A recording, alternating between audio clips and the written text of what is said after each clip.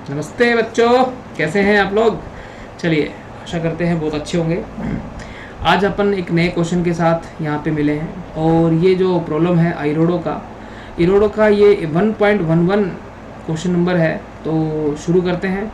Statement पढ़ने के बाद ही आपको क्वेश्चन क्लियर होगा। तो मैं पढ़ता हूँ, आपको बताता हूँ क्या कहना चाहता है स्टेटमेंट हमारा। Two particles move in a uniform gravitational field with an acceleration g, right?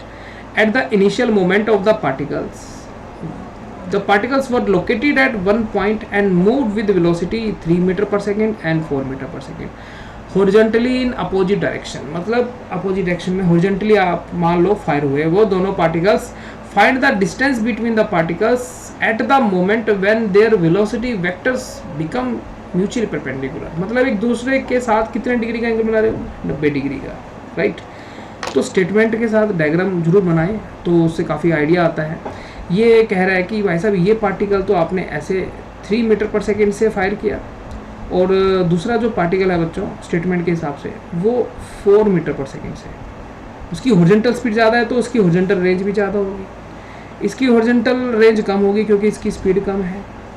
ठीक है जी, तो आप ध्यान से देख सकते हैं। तो भैया ये इसका रेंज हो गया, ये इसका रेंज हो गया। बट आपसे रेंज नहीं पूछा है बच्चे, रेंज निकालते नहीं। आपसे पूछा गया है कि भैया ये जब इनका वेलोसिटी, जब ये मान लो ये वेक्टर यहाँ आ गया होगा 3 मीटर वाला और ये भाई साहब ये वाला वेक्टर यहाँ आ गया होगा 4 मीटर वाला, तो इनके बीच का जो एंगल बनेगा, सपोज ऐसे इसको पीछे बैक करके मिला दीजिए, तो ये कुछ तो ऐसे बना, ये 3 है और ये 4 है, तो इनके बीच का एंगल कितना बना, 90 डिग्री। तो इनके बीच का जो ये वाला जो डिस्टेंस है ये पूछा गया आपसे। अच्छा सवाल है, डॉट प्रोडक्ट के ऊपर ये क्वेश्चन है। आप अगर आपको पढ़ा हो आपने डॉट प्रोडक्ट, नहीं पढ़ा हो तो मैं उस पर भी एक अभी क्लास लेकर आऊँगा डॉट प्रोडक्ट पे भी, तो हम उसको मिलकर करेंगे। चलिए इससे पहले सवाल सोल्व करते हैं। तो शुरू करते हैं बच्चों, ध्यान से, डायग्राम जरूरी है। ये ऐसे था, ठीक है, कुछ देर बाद ये कुछ तो ऐसे जाएगा बच्चों, ऐसे, ठीक है जी। मान लीजिए किसी इंस्टेंट पे टी टाइम पे, एट टाइम टी ये यहाँ पहुँच गया v1 वेक्टर, है ना। ओके, इसको बैक ट्रैक कर दो, इसको पीछे ले जाओ, ले गए पीछे ऐसे। ओके, चलिए दूसरा वाला ये v2, ये कैसे गया होगा, ये कुछ इस तरीके से ले लीजिए, ठीक है जी। ये मान लो ये पहुंच गए यहाँ पे, इधर v2, राइट। ये इसका इनिशियल वेलोसिटी था, जो ये आपने लिखा है यहाँ पे, इसको आप इनिशियल लिख सकते हो। ये v2 मान लो 4 मीटर पर सेकेंड, ये यहाँ पहुँच गया। तो आप चाहो तो ये वाला इग्नोर कर सकते हैं हम इसको, ये है ना, ये, ठीक है जी।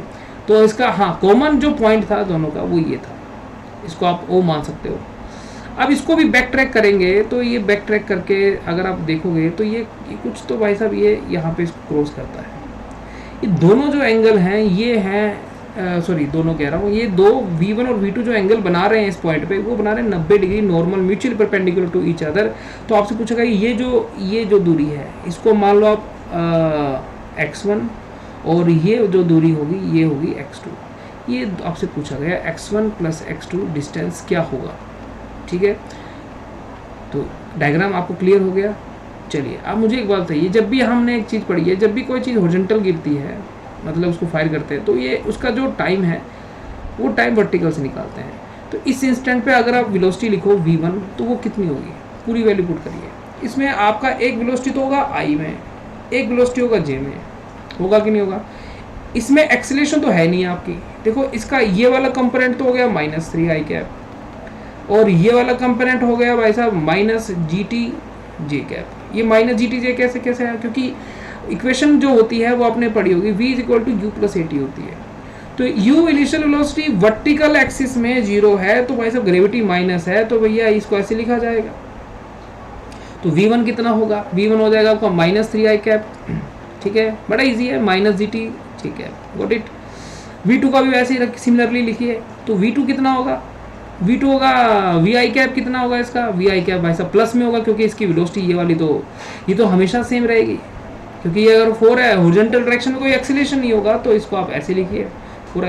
और नीचे वाली टाइम तो सेम रहेगा। बच्चा पूछता है कि क्या सर इसका और इसका टाइम यहाँ पहुँचने का सेम है? यस, क्योंकि दोनों सेम हाइट पे है, तो ये वाली जो हाइट है इसमें जो हम टाइम निकालते हैं तो उस टाइम का है ना इस 3 और 4 से कोई लेना देना नहीं है, क्योंकि वर्टिकल से निकालते हैं तो वर्टिकल में इनिशियल वेलोसिटी 0 है।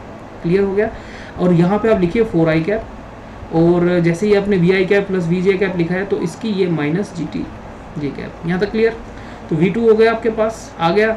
ये आप चाहो तो यहाँ लिख लिया आपने। वैसे बच्चा कहता है सर इसमें माइनस क्यों? क्योंकि ग्रेविटी तो नीचे ही लग रहा है बच्चों, नीचे लगा है ना, तो नीचे लगा है बेटा। तो बेसिकली आप इसको आगे अगर हम निकालेंगे तो अगर हम यूजिंग डॉट प्रोडक्ट, हमने पढ़ा है कि दो वेक्टर्स का अगर डॉट प्रोडक्ट में म्यूचुअल परपेंडिकुलर हो तो उसका रिजल्ट क्या रहेगा? 0। ठीक है जी।